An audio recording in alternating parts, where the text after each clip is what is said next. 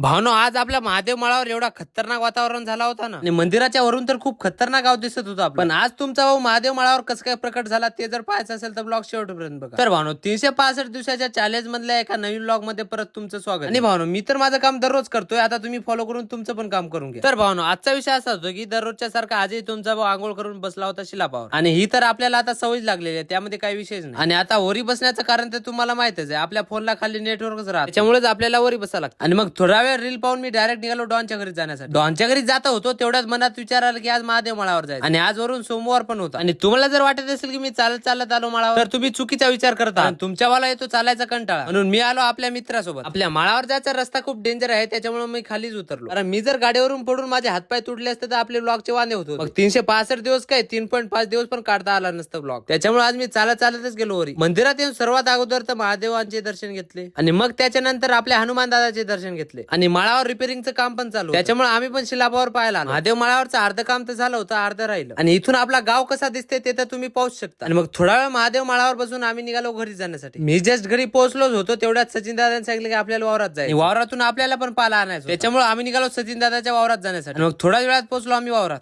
जेवढं लवकर होईल तेवढं लवकर पाला तोडून घेतला, आणि मग पाला तोडून आम्ही डायरेक्ट निघालो घरी जाण्यासाठी. आणि भावनो आजचा ब्लॉग इथेच समाप्त होतो, आणि ब्लॉग जर आवडला असेल तर फॉलो करायचं विसरू नका बरं का.